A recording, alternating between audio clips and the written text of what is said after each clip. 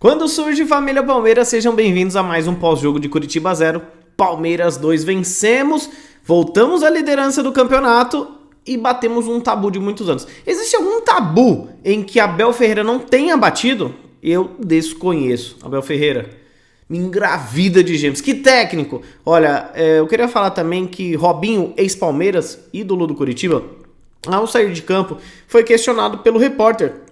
Robinho, primeira derrota do Curitiba na temporada, aqui no Couto Pereira. O que atrapalhou? Aí ele disse, o Palmeiras. O Palmeiras é gigante. Jogar hoje contra o Palmeiras é muito difícil. Significa que nós já somos campeões? Não, da mesma forma que nos primeiros 5 jogos do Campeonato Brasileiro, já não era um campeonato a ser largado, que tinha muito a ser disputado. O Palmeiras pode ganhar tudo? Brasileiro, Copa do Brasil, Libertadores? Pode. Vai. Provavelmente não. Existem chances, mas é quase impossível.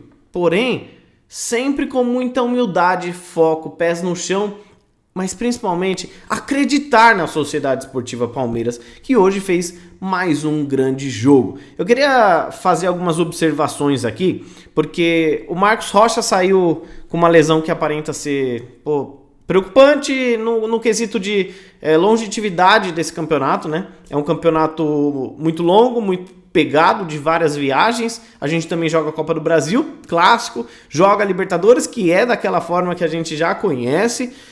E no próprio jogo do São Paulo hoje tivemos algumas lesões. O Diego Costa, zagueiro, saiu por lesão, o Luan saiu por lesão. Hoje nós tivemos no final do jogo o Jorge, que tinha acabado de entrar, saiu por uma lesão que aparenta ser mais grave ainda, torceu o joelho numa cena bem complicada. Então, essas lesões musculares preocupam. E é isso que a gente tem que ter em mente. Não é só o Palmeiras que vai perder jogadores durante o campeonato, os outros clubes também. É aí que está a importância de somar o máximo número de pontos possíveis no primeiro turno. Porque no segundo turno afunila tudo. Afunila Libertadores, fase final, afunila Copa do Brasil, fase final, Campeonato Brasileiro com jogadores lesionados. A gente tem que ter isso em mente. Por isso que eu falo e repito. Não é porque nos primeiros 5 jogos a gente foi muito mal que o campeonato já era, que a gente não ia ter mais chance. E não é que agora estamos na liderança com 22 pontos. 18, 19, 20, 21, 5 a mais que o Atlético Mineiro e 10 a mais que o Flamengo, que nós também já somos campeões. Não, a gente tem muito a percorrer durante esse campeonato, né?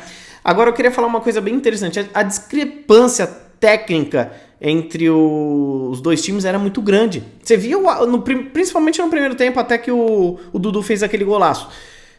O ataque do Palmeiras, o Palmeiras indo pro ataque contra a defesa do Curitiba, mano, parecia futebol profissional contra futebol de várzea naquele instante, né? Eles não tinham um segundo de paz, o Palmeiras amassando, sendo rápido, velocidade, agudo. É um choque de realidade o que vive hoje os times que enfrentam o Palmeiras, né? Uma observação não muito agradável. A Mancha, que teve sua caravana travada quase 30 minutos do segundo tempo e até ocasionou um probleminha lá, spray de pimenta, o jogo teve que ser paralisado, enfim.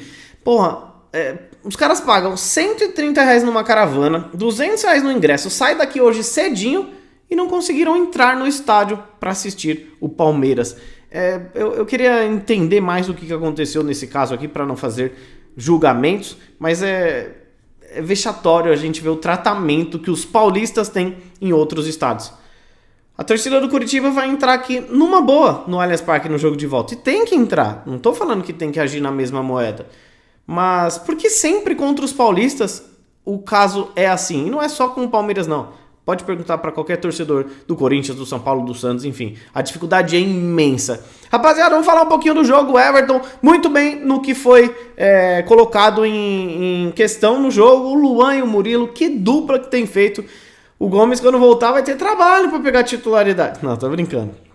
O Gomes é monstruoso. Trabalho vai ter o Abel para achar um parceiro do Gomes.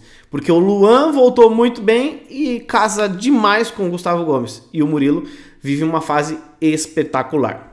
Marcos Rocha, já falamos, estava muito bem na partida. Vamos torcer para que não seja nada muito grave. Porém, eu quero falar de Gustavo Garcia, que entrou muito bem. E olha, vocês lembram que o Palmeiras tinha interesse no Giovani Gonzalez, lateral direito do Penharol. Foi travado pelo Abel Ferreira, porque ele vê um potencial muito grande no Garcia, que cada jogo melhora mais. Tem que, talvez, evoluir um pouquinho mais na parte defensiva, mas ataca demais. O contrário do outro lado do Piquerez, né? Que sempre foi um cara que atacava muito no Penharol e hoje defende muito mais do que ataca de forma de qualidade muito grande. Agora, essa dupla de meio campo tá demais. Esse trio, na verdade, né? Dupla defensiva e o Scarpa ofensivo. Quero falar sobre Zé Rafael, que monstro, inclusive no segundo gol. O passe que ele dá. Tá jogando muita bola. E o Danilo, que dispensa comentários, jogando barbaridade. Gustavo Scarpa jogou muita bola de novo hoje. Ele, olha, eu sempre pedi um meio campo pro Palmeiras, né? Contratação de mais um B. Se o Scarpa ficar, nós temos dois dos melhores meio-campistas do futebol brasileiro, Rafael Veiga e Scarpa. Se o Scarpa jogar na posição que ele tem jogado, que é o meio-campo, malandro, nós temos dois meio-campistas excelentes. Dudu, monstruoso, fez um gol, ao lado do Rony, monstruoso, que fez outro gol. E o Gabriel Veron, que também fez uma boa partida. Eu acho que cada vez mais ele tendo minutagem, ritmo de jogo, ele vai somar demais na partida. Eu sempre falo que o Dudu é um jogador mais difícil de lidar, porque é um cobrão, porra, é o craque do time há muitos anos, né? Ele não é um garoto, ele sabe da importância dele. E quando o Abel chegou e falou, cara, você vai ter que se doar muito mais coletivamente do que individualmente, foi difícil para ele, ele entendeu. Só que muitos torcedores não entendem isso. E quando você tá no estádio assistindo da arquibancada, é muito melhor de você avaliar. Hoje eu sofri um pouco para fazer um pós-jogo que eu não estava lá, de fato, para ver. E você tem a noção de que quando o Palmeiras está com a bola ofensivamente, o Dudu ele abre na ponta, mas numa ponta muito grande assim, ó. Por quê? Faz com que a zaga e o sistema defensivo do adversário abram espaço no meio campo. Por isso que Rafael Veiga e Gustavo Scarpa têm feito mais gols do que os próprios atacantes do Palmeiras. Porque dos pontas, principalmente. Porque abre um buraco muito grande. Porque assim, você tem Rony aberto de uma ponta e o Dudu aberto no extremo. O Rony ele não abre muito. Ele abre mais ou menos no bico da área. Já o Dudu ele abre lá quase no escanteio. Ele força um jogador do sistema defensivo adversário a marcar individualmente o nosso Dudu, que é o craque. Abre um miolo no meio campo, o Dudu com muita agilidade consegue obstruir o sistema defensivo dele. Então é muito bonito de se ver esse Palmeiras que tem realizado jogos incríveis, goleadas, sem sofrer gols, melhor ataque, melhor defesa, quebrar tabu, mais líder do que nunca. O Palmeiras vence, convence e segue rumo ao seu 11º título de campeonato brasileiro. Se Deus quiser, com muito pé no chão, com muita humildade, se Deus quiser, o Endeca vem. Rapaziada, não esquece de deixar aquele like, se inscrever no canal, seguir a gente nas demais redes sociais. Um grande abraço pra vocês e avante palestra!